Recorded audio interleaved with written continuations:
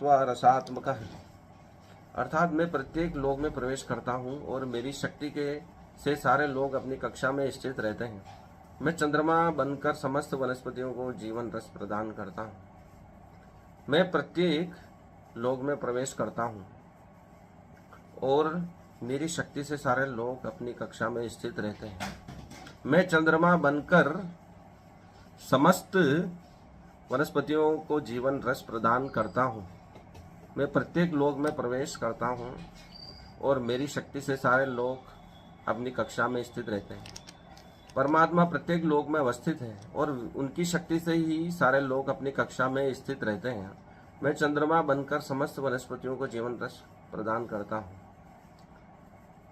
हम देखते हैं कि यह ग्रह नक्षत्र तारे कैसे इस शून्य में टिके हुए हैं, तो भगवान उस रहस्य को बता रहे हैं कि यह मेरे प्रभाव से ही टिके हुए हैं। इनकी जो निश्चित दूरी है कभी बदलती नहीं है, अगर बदलती भी है तो वह एक निश्चित क्रम में निश्चित समय अंतराल पर हर बार वैसी ही बदलती है जैसे उनको मैंने स्थापित किया है। तो ये सब मेरे प्रभाव से ही टिके हुए हैं, मुझसे ही प्रकाशित हैं और मैंने ही इनको नियमों से बांध रखा है। और वनस्पतियों में जीवन रस भी मैं ही हूँ, जो कि मैं चंद्रमा बनकर उनको प्रदान करता हूँ। 14वां श्लोक। अहम वैश्वानरो भूत्वा प्राणिनाम देहमाश्रित प्राणापान समायुक्त पचान मत्रम चतुर्विधिम। मैं समस्त जीवों के शरीर में पाचन शक्ति वैश्वानर हूँ। मैं श्वास प्रश्वास प्राण वायु में रहकर 4 प्रकार के अन्नों को पचाता हूँ। वैश्वानर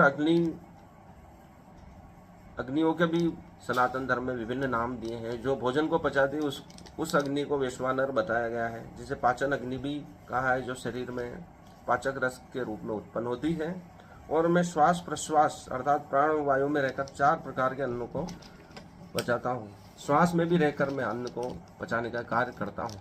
हम कहते हैं ऑक्सीकरण हो रहा है वैज्ञानिक भाषा में, तो उस श्वास प्रश्वास के द्वारा ही वह संभव है। यदि ऑक्सीजन अंदर नहीं आएगी तो भोजन का ऑक्सीकरण होगा ही नहीं। उस समय भी यह बात जानते थे कि किस प्रकार से भोजन पचता है, अन्न किस प्रकार शरीर में कार्य करता है। उसकी वैज्ञानिक व्याख्या हमें इन श्लोकों में मिलती है। 15वां श्लोक। सर्वस्य चाहम इद्रहि सन्निविष्टो मत्तः स्मृतिर्मृगान् मोपोहनं च वेदैश्च सर्वैरहमेव वेद्यो वेदान् कृतेति दिव्य देव चाहम।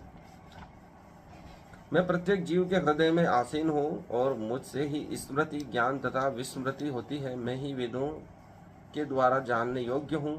निसंदेह में वेदांत